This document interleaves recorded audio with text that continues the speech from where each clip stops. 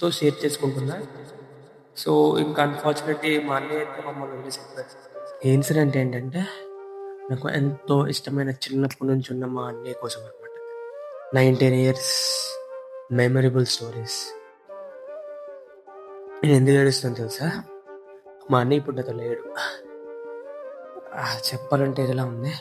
So, మీకు చెప్పేస్తున్నా. మేము హ్యాపీగా ఉన్నామనమాట.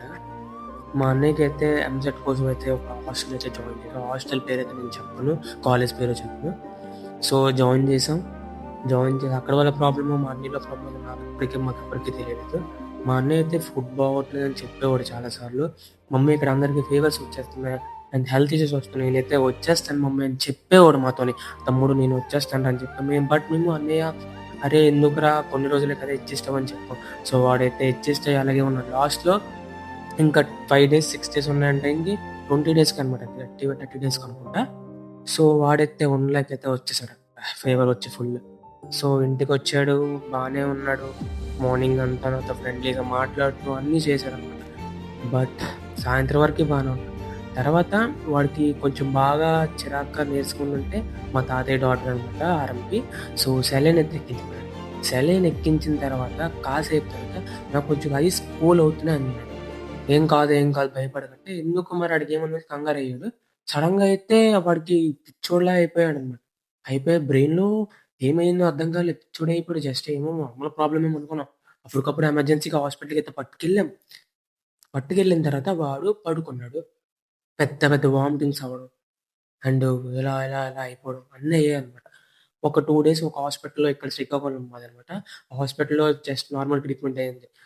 డాక్టర్ అయితే చెప్పారు నెక్స్ట్ రోజు లెగిస్తాడని చెప్పారు. కానీ నా దరిద్రం ఏంటంటే మా ఫ్యామిలీ దరిద్రం. మా అన్నయ్య అయితే కోమాలోకెళ్ళిపోయాడు. Deep coma. అయితే బ్రెయిన్‌లో ఒక ప్రాబ్లమ్ వచ్చిందనమాట. ఆ ప్రాబ్లమ్ ఏంటో డాక్టర్స్ అయితే శ్రీకాకుళంలో చెప్పలేకపోయారు.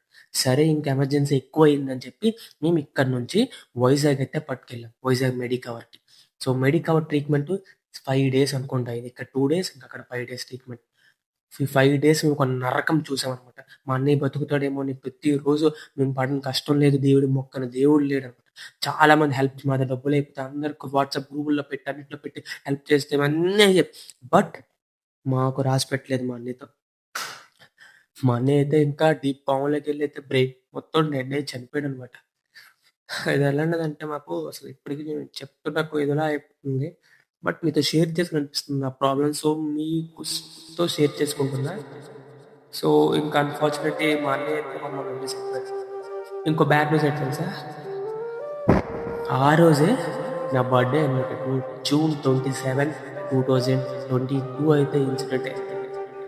27 నా బర్త్‌డే రోజు మాది డెత్ డే ఇది. అసలు నేను మర్చిపోలేననమాట. లైఫ్ లాంగ్ గుర్తుంటున్న మెమరబుల్ స్టోరీ ఇది నాకు లైఫ్‌లో. సో, నాకు మా అన్నయ్య అంటే చాలా ఇష్టం. అలాంటిది మా అన్నయ్య చనిపోయాడంటే నేనసలు నమ్మలేకపోయా. అసలు దేవుడు ఎందుకిలా చేశాడని. నేను లాస్ట్ వరకే బతుకుతాడు అనే హోప్స్ పెట్టుకున్నా.